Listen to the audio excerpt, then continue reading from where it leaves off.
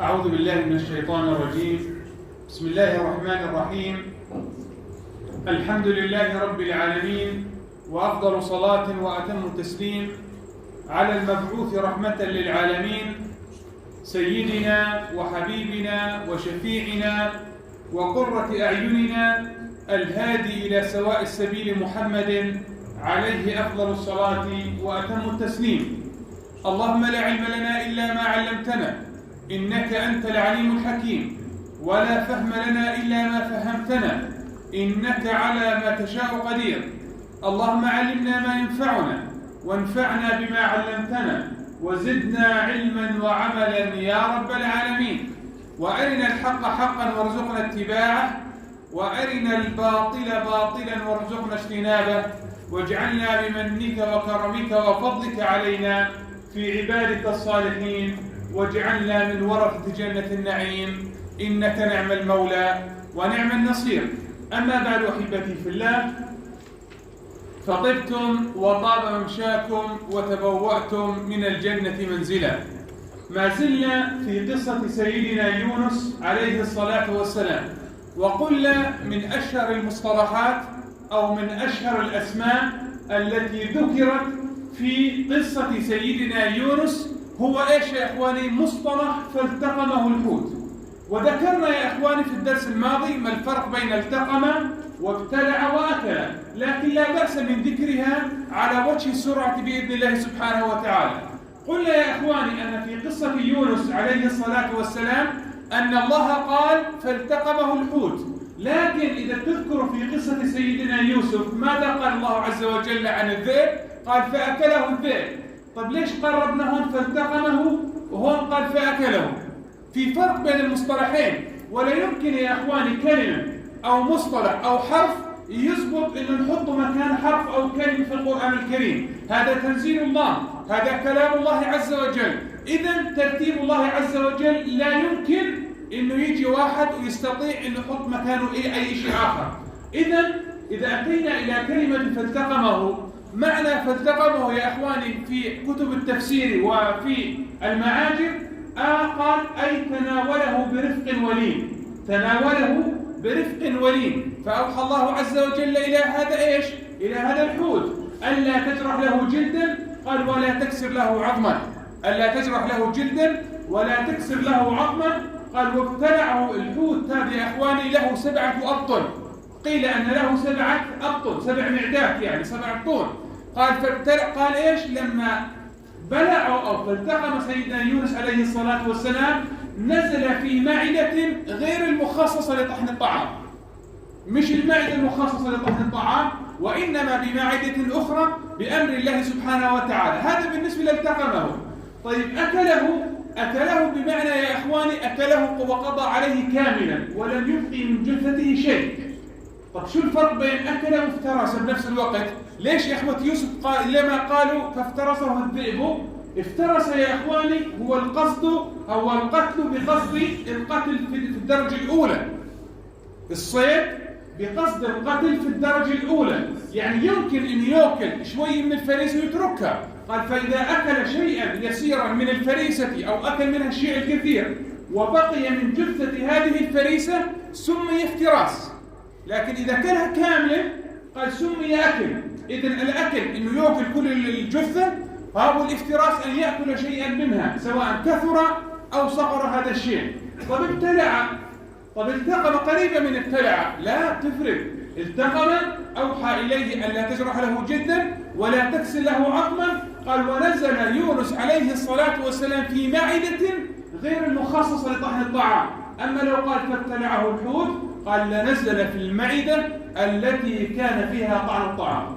شوفوا سبحان الله حكمة ربنا عز وجل، 4 مصطلحات وفي أكثر ممكن يعتقد الإنسان إنهن في ذات المعنى، لكن كل واحد يا إخواني في معنى مختلف عن الآخر. قال الله عز وجل، قال الله فلولا كانت قرية آمنت فنفعها إيمانها إلا قوم يونس لما آمنوا كشفنا عنهم عذاب الخزي في الحياة الدنيا ومتعناهم إلى حين. يونس عليه الصلاة والسلام أرسله الله إلى قومه كانوا يعبدون الأصنام من دون الله عز وجل، كانوا يعصون الله عز وجل، قال فحذرهم يونس عليه الصلاة والسلام مرارا وتكرارا لكنهم لم يرجعوا إلى ربهم سبحانه وتعالى. قال فدعا عليهم يونس عليه الصلاة والسلام ثم خرج من عندهم، خرج زعل منهم. ماذا قال الله؟ قال الله إنه يونس طلع غضبان من هؤلاء الجماعة. ليش غضب عليهم؟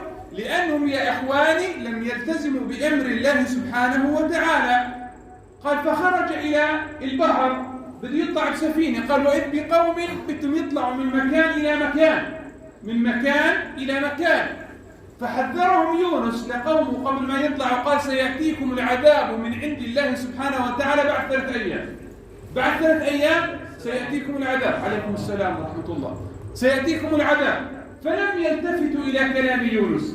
في اليوم الثاني شافوا السماء تغيرت، السماء تغيرت. في اليوم الثاني من ذلك الثالث يعني قال شافوا السماء صارت تنزل بعض من الشرر وبعض من العذاب. اعتقدوا هنا بمعنى اعتقاد جازم، يعني هون ثاروا على يقين انه كلام يونس على حق، ان يونس عليه الصلاة والسلام وسيأتي العذاب بعد 3 أيام. ماذا قال الله؟ فلولا كانت قرية آمنت فنفعها إيمانها إلا قوم يونس. قوم يونس لما لم يؤمنوا بيونس عليه الصلاة والسلام الله أرسل عليهم عذاب، لكن لما رجعوا إلى ربهم مباشرة الله عز وجل رفع عنهم العذاب. ليش يا أخواني؟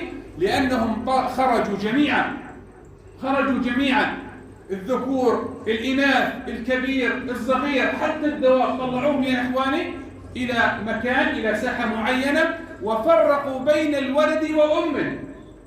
حتى إيش يكون الدعاء خالص. قال ودعوا الله عز وجل يا رب اكشف عنا ما نحن فيه من العذاب. قال فكشف الله عز وجل العذاب عن قوم سيدنا يونس عليه الصلاة والسلام. ويونس لا يعلم أن الله عز وجل قد كشف عنهم العذاب. اعتقد يونس عليه الصلاة والسلام إنه حل فيهم العذاب وهلكوا هؤلاء الجماعة، ماتوا خلاص انتهوا. فخرج يونس إلى البحر. لما خرج يونس إلى البحر رأى جماعة بده غادر ذلك المكان اللي أهله يعبدوا الأصنام والأوثان من دون الله سبحانه وتعالى. فلما وصل إلى بداية البحر وإذ بسفينة قاعدين بيحملوا بضاعة وفيها ناس، فبدهم يسافروا من مكان إلى مكان في عرض البحر. قال فصعد يونس عليه الصلاة والسلام معهم في هذه السفينة. فلما صعد في هذه السفينة عندما صاروا في عرض البحر في منتصف البحر قال ثارت العاصفة. السفينة مليانة يا أخواني، مليانة ناس ومليانة بضاعة. فأصبحوا حتى لا تغرق هذه السفينة أصبحوا يلقوا ماء فيها من بضاعة في البحر، والسفينة ما زالت إيش يا أخواني؟ تثقل وما زالت تثقل. فاقترعوا بينهم وبين بعض. إيش قالوا لابد إنه نلقي واحد منا اللي هو في البحر حتى تخف السفينة. قال يعني يموت واحد ولا يموتوا 10 مثلا، يموت واحد ولا يموت 20، يموت 2 ولا يموتوا 20. قال فاقترعوا. لما شافوا الصلاح في يونس عليه الصلاة والسلام، صحيح انه غريب عنهم عن جماعة السفينة، قال لكن لما رأوا الصلاح في يونس عليه الصلاة والسلام اقترعوا. ماذا قال الله؟ قال فساهم فكان من المدحضين. فساهم أي اقترعوا. قال فخرجت على مين السهم الأول؟ خرج على يونس. فلما رأوا بيونس عليه الصلاة والسلام الصلاح أعادوا هذه القرعة مرة ثانية. قال فخرجت القرعة على يونس عليه الصلاة والسلام. قال فلما رأوا الصلاح من يونس عليه الصلاة والسلام اقترعوا للمرة الثالثة. قال فخرجت القرعة على يونس عليه الصلاة والسلام. قالوا أنت شايف يا يونس ما فيش 3 مرات تطلع عليه، لابد من إلقاء يونس عليه الصلاة والسلام قال في البحر حتى إنه السفينة قال تحمل ما بقي من الرجال. طيب بعد ذلك عندما ألقي يونس عليه الصلاة والسلام في البحر، وورد من الروايات أنه يونس عليه الصلاة والسلام قال لا تلقوني، خلوني على راحتي، أنا بنط، مش بدكم تدبوني خلاص خلوني على راحتي لا تدبوني هيك. قال وكان حول السفينة أو حول السفينة كثير من الحيتان، كثير من الحيتان كانت حول السفينة، وكانت ظلمة شديدة وعاصفة وأمواج عالية، يعني الوضع بخوف من دون هالواسطة. كيف إذا ألقي كذلك في البحر؟ قال مباشرة لما ألقوا يونس عليه الصلاة والسلام خرج الحوت المأمور من الله عز وجل، قال فالتقم يونس، وقلنا شو معنى فالتقم، لا نريد أن نعود إلى ذات التفاصيل. قال فالتقم يونس، قال ونزل بيونس عليه الصلاة والسلام إلى أسفل البحر، إلى أسفل البحر، إلى قعر البحر. يا أخواني البحر عميق، بعض المستويات اللي وصلوا لها في أعماق البحر قال 11 كيلو، أكثر عمق وصلوا له البشر 11 كيلو. فعلم البشر فقط توصل إلى أنه عمق البحر أو أعمق شيء في البحر 11. لربما يكون هناك أكثر، نعم لربما يكون هناك أكثر، لكن يونس عليه الصلاة والسلام قال نزل إلى قعر البحر ببطن هذا الحوت. طب ليش البشر ما نزلوش إلى بعد 11 كيلو؟ خلاص هون علم البشر توقف، ما في عندهم غواصات، ما في عندهم أدوات يعني تستطيع أن تتحمل الضغط أكثر من 11 كيلو. إلا أن هذا الحوت مخلوق من مخلوقات الله عز وجل، أمره فنزل إلى قعر البحر بيونس عليه الصلاة والسلام. قال وإن من شيء، لما أصبح يونس في قعر البحر سمع، قال إيش يا أخواني؟ تسبيح الحصى في قعر البحر، يسبح، يعني هذا يسبح، هذا يسبح، هذا الحائط يسبح، اللمبة، المروحة، كل هذا الحوالي يسبح من دون الله. ونحن يا أخواني يعني نحن البشر أولى بهذا التسبيح ونحن المقصرون. إذا كان يا أخواني الحجر، الشجر، كل شيء من مخلوقات الله يسبح، فلما نزل إلى قعر البحر استغرب يونس، استغرب سبحان الله، في قعر البحر في هذا المكان وفي شيء بذكر الله عز وجل، في شيء بذكر الله، وين ما تروح. تخيل يا اخواني انك بدك تشرب كاسة مي، ولا تشرب لك كاسة شاي، ولا تاكل لك شغله، ولا هو بيسبح قاعد. كيف بده والله يكون؟ التفاحة تمسكها ولا هي بتسبح قاعد؟ كيف بدك تاكلها؟ كيف بده يكون منظرك؟ كيف بده يكون شعورك اذا جماد يسبح وانت لا تسبح؟ تسبح الله عز وجل. قال وإن من شيء إلا يسبح، كل شيء يسبح بحمد الله عز وجل. قال الله ولكن لا تفقهون تسبيحهم. فنادى يونس عليه الصلاة والسلام، قال فنادى إنه في الظلمات، قال إن سبحانك يا رب إني كنت من الظالمين. يا رب سبحانك إني كنت من الظالمين. هذا الدعاء اليونسي حق نحن أن نقول هذا الدعاء يا إخواني، إنه إيش؟ سبحانك يا ربنا إنا كنا من الظالمين، اللهم اغفر لنا جميعا يا رب العالمين. يقول الحسن البصري رحمه الله تعالى، اسمع ماذا يقول، قال ما كان ليونس عليه الصلاة والسلام صلاة في بطن الحوت منفردة عما كان خارج بطن الحوت. شو معنى هذا الكلام؟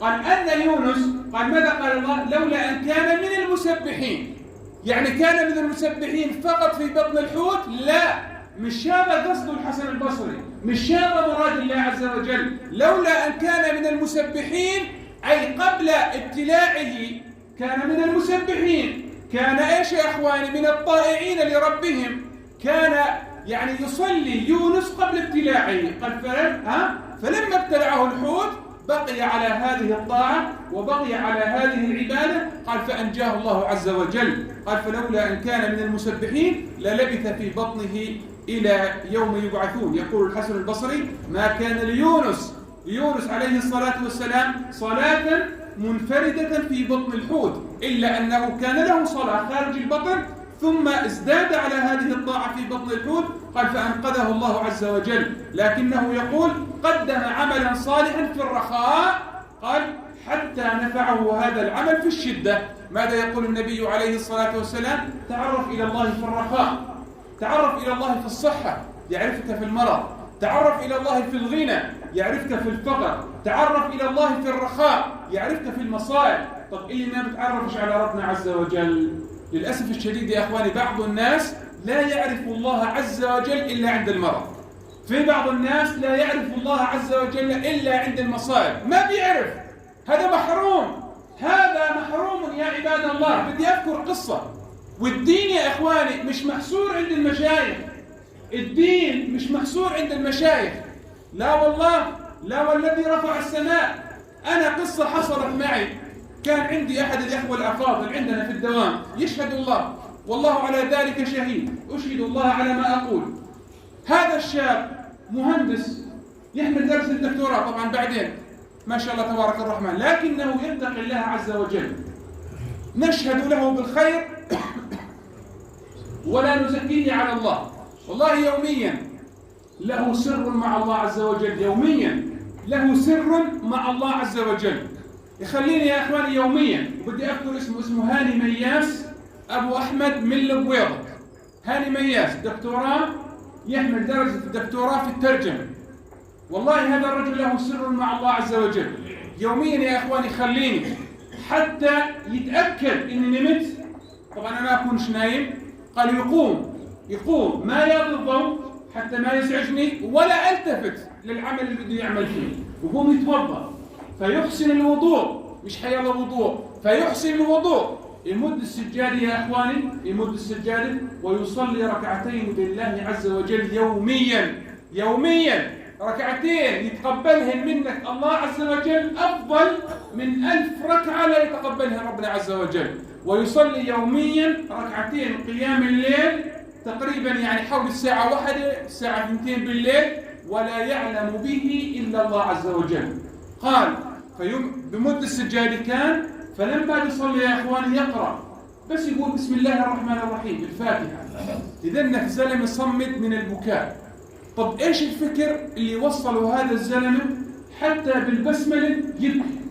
الحمد لله رب العالمين يزيد البكاء، الرحمن الرحيم يزيد البكاء، ما يخلص الفاتحة يا أخواني إلا مخليني أبكي غصبا عني.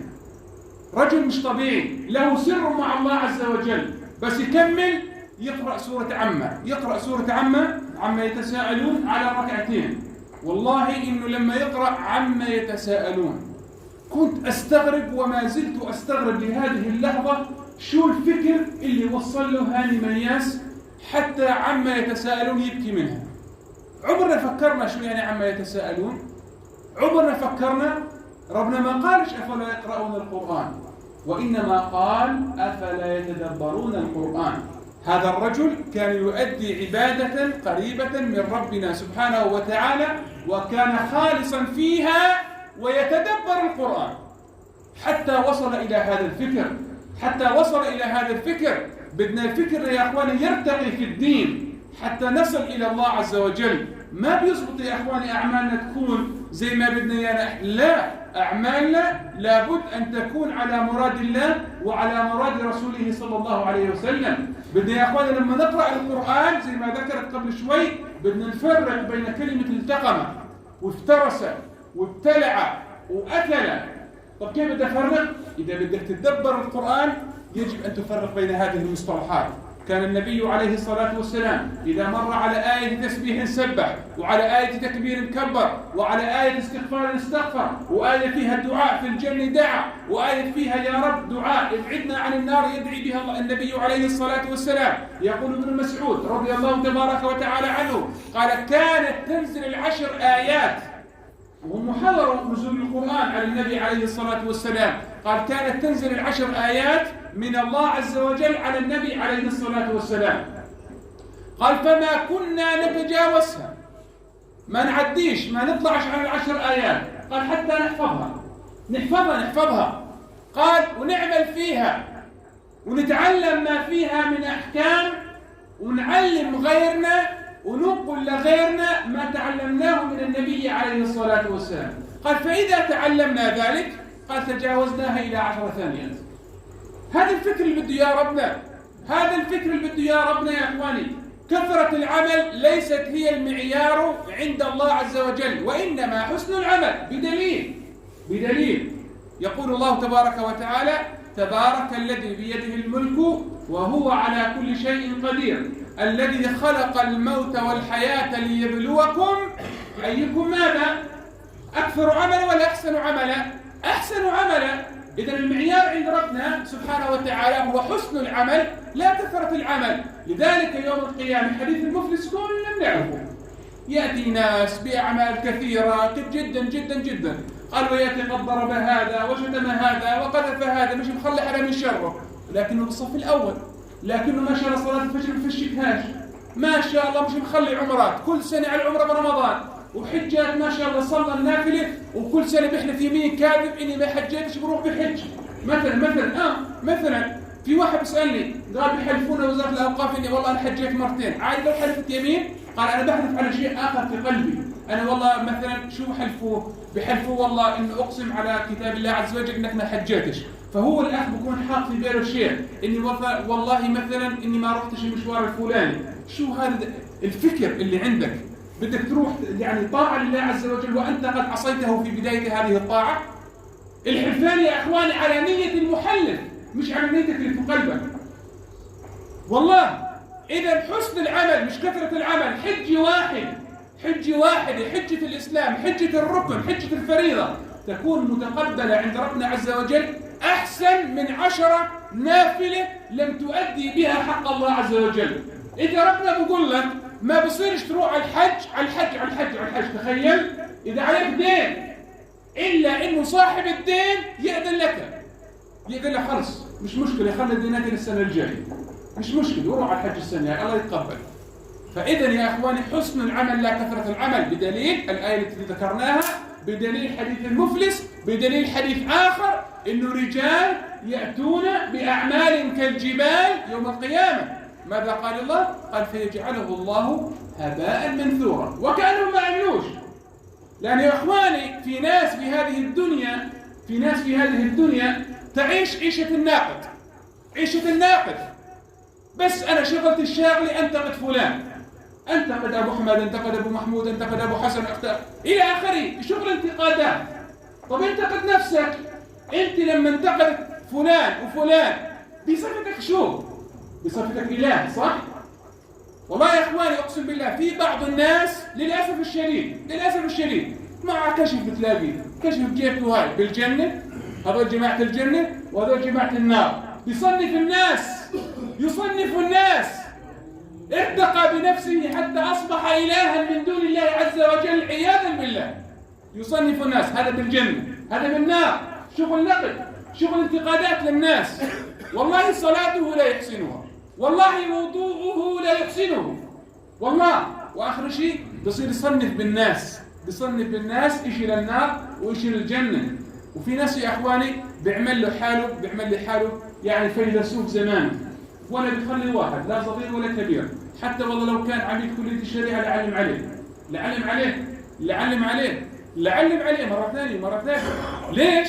لأنه قلبه مش نظيف، قلبه مش طاهر تجاه الله عز وجل، ولا مخلص لله سبحانه وتعالى، ولا مخلص لله عز وجل. لذلك يا إخواني بعض الناس إذا سامحوني مثلا كمثال الشيء يذكر، بعض الناس إذا واحد ذكروا بحديث النبي عليه الصلاة والسلام كذا أو كذا أو بآية من كتاب الله، شو بقول؟ والله قيلت لي أكثر من مرة مثلا، قال لي أنت الكلام اللي تقوله هذا كلام قديم. شو بدنا بقصص الأنبياء؟ شو بدك بقصص الأنبياء؟ شو بتعرف من سيرة سيدنا محمد عليه الصلاة والسلام؟ الفضول اللي كنا شهر كامل نحضر فيه، كلياتنا نحضر فيه شهر كامل، كنا نقعد ساعتين قبل العصر مباراة يا محمد، وساعتين بعد المغرب مباراة، وساعتين بعد الساعة 12 مباراة. كم مرة بهالست ساعات؟ 6 ساعات مباريات، كويس يحضر بدك إياه، لكن على حساب إيش؟ لا صلى عصر ولا مغرب ولا عشاء. كم مرة ذكرت الله عز وجل بال6 ساعات؟ كم مرة استغفرت ربنا بال6 ساعات؟ كم مرة؟ هل أديت طاعة؟ يا ريتك عندك جلد على الطاعة والعبادة كما عندك جلد على حضر المباريات. ولا أعيب على حد، ما بعيب على واحد، بدك تحضر احضر، انت حر، ما فيش مشكلة. وهذه الألعاب إذا لم تخالف فيها شرط من شروط اللي هو الستر وشروط اللي هو التي وضعت في الدين، ما فيهاش بأس، ما فيهاش مشكلة، هي من المباح. ولكن هل هذه الطاعات ألهتك عن هذه الألعاب، ألهتك عن بعض طاعات أخرى؟ إذا ألهتك فلا خير فيها. بدي أقول هالكلمة في منشور انتشر يا أخواني وأختم به بإذن الله. بدي أفرجيكم الناس في ضلال، الناس ملتهية في الدنيا. تعرف شو بقول واحد يا أخواني، وأكيد كلكم شفتوه أو الأغلب منكم، إذا مش أنت ابنك أخوك شافه. قال لمن الفوز اليوم؟ لميسي الواحد القهار. الله لا يعطيك العافية يا اللي كتبتيه. لمن الكاس؟ قال لميسي الواحد القهار، لا إله إلا الله محمد رسول الله. بالله عليك هذا بشر يعبد الله عز وجل الواحد القهار، تسمي بصفة الله واحد قهار الله عز وجل؟ يعني جعل هذه الصفة له الواحد القهار. اتقي الله، اتقي الله. وبقول لك ربنا ما بيشتيش علينا. كيف ربنا بدوش يشتي علينا؟ كيف يا اخواني؟ ظهر الفساد في البر والبحر قال بما كسبت ايدي الناس. وانهي هذا والله تعالى اعلم، والحمد لله رب العالمين.